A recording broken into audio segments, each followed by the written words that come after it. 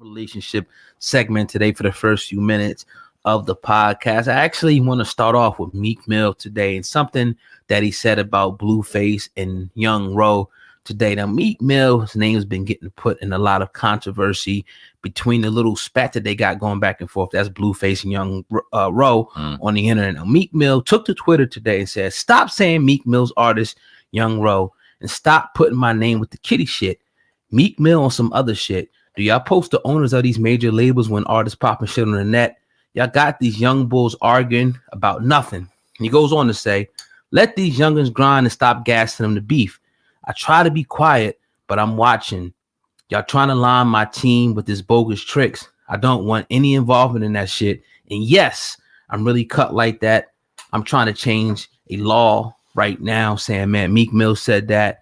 What were your thoughts when you seen that tweet today? Do you agree with what he's saying, or do you think that he's kind of reaching a little bit? Shout out to Meek Mill. I'm glad he dropped that. I'm glad that we got his perspective on what he thought, because I agree with some, but I disagree with some. Yeah. The things that I agree on is the beef thing. Now, Young Ro, he came on, I guess he was on one of his social media platforms, and he was talking about why he doesn't rock chains and things like that, because he's trying to buy his mama a house.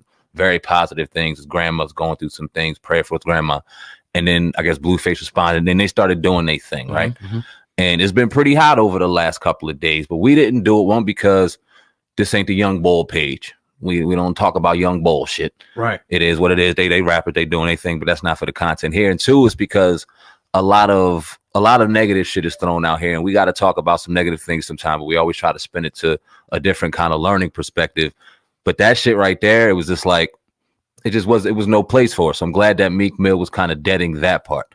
The part about him getting upset and saying that we don't talk about major labels in relation to their artists. Well, Meek Mill, with all due respect, you're not a major label. You're still an artist. You're a damn great artist. You're great at what you do. You're branching out of your artistry and doing other things, business ventures that should be applauded and should be noted. And you know what I mean? Salute to you on that. But when you're an artist and you sign other artists, media is going to put you on that because you're the name that's going to get the attention. Young Ro by himself, no disrespect to that young brother, he's still grinding, doing his thing, exactly. But no one's going to look at that. Just like no disrespect to anybody in OBH, but who's the main member of OBH? ARAB. So if anybody puts a video, it's usually OBH affiliate or ARAB affiliate. Mm-hmm. We say that about Gucci Mane affiliates. We say that about a bunch of different artists who sign artists. I wouldn't take that the wrong way. Like I told you personally, I think that that's a little bit, Meek Mill pays attention to all this shit. He's paying attention to social media. He's paying attention to things. Right. And throughout the years, the unfortunate passing of some of his artists and his name being attached to a lot of the negativity that goes on, the nonsense, the theories and shit like that. So he's trying to dead all that, kind of give his name a different kind of notation, saying, no, I'm passing laws right now. I'm working on changing laws. Don't bother me with that kitty stuff. But I mean, it is what it is. You're just like a year and a half, off of this beef. You know what I mean? With our 2 years now off this beef. The bottom line is like you're still looked at as an artist, like you were saying. So people, are going to, put your name in shit. This is just the part of the game. If you don't want to be known, go behind the computer and do something. You're Meek fucking Mill. Like it is big artist. You know what I'm saying? But I get it though. I agree. He wants to transition. From, I guess, that being known as this street thug to now this mogul businessman, almost like the path that Jay-Z took. But it's like, it takes time, bro. It ain't going to happen overnight. People still had this perception, of you. Now, the part that he says about, the outlets and stuff, gas and the beef, they do it. We know that, any of these outlets that you can name, especially these hip hop websites, you know what I'm saying? They really pop off a lot of this stuff and perpetuate, this stuff. But like I was saying before, Sam, man, like a lot of you artists, we could put out names. Y'all go give them interviews. Y'all go over there and do all this stuff and feed their platforms and blow their platforms up big enough. So now they think they got a damn relationship with you. So they go everything that happens. Meek Mill took a shit. Meek Mill broke a toenail. They putting it up. A lot of we see them. We see, the different articles. That go up all day. So it's just like, I agree with them, but you got to go a little bit thicker skin there. It's going to be a part of the game. And the bottom line is, he is your artist. So people are going to put, Meek Mill's artist. But I get it. You don't want to be, it gets redundant. That's why you shouldn't be watching and looking at it, because every day you probably going to see some type of headline with Meek Mill name in it. You want to be like Jay-Z. you got to get used to this part. Yeah, and I think that Meek Mill, no disrespect to him, because it happens to a lot of artists, and they're getting DMs and they're getting added a million times over. Right. But he fell victim of social media a little bit and what people are saying that honestly don't matter. All right. This story right here will be here today, going tomorrow. And still work on your laws. And you can still do your thing. You didn't have to say anything. Like you said, follow like a Jay-Z route to where you don't hear anything from this dude. Outside of him doing business ventures, making money, the most we heard about him was when he said that thing in September or August about the NFL. He got toasted for that. We ain't heard from him since. He stayed back in his bag. He's doing his thing. He's making his money. Right. Follow script for the motherfuckers who's making the billions. Right.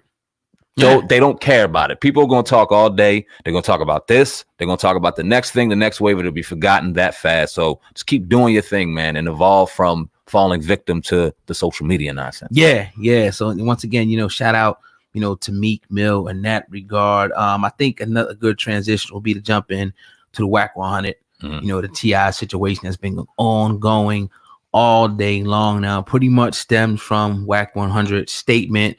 He was asked the other day, do you think Nipsey was a legend? He said no. A lot of people have been responding. Even Meek Mill put a post up today. He said Nipsey a legend in the definition of a real black man.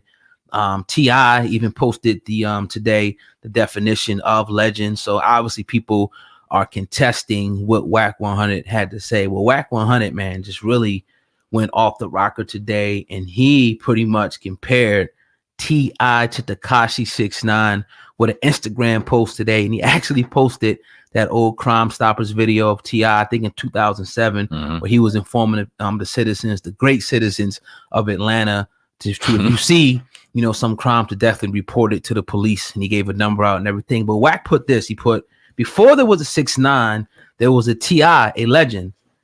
You got my line. I'm not to be played with, mind your business. Whack gives no fucks.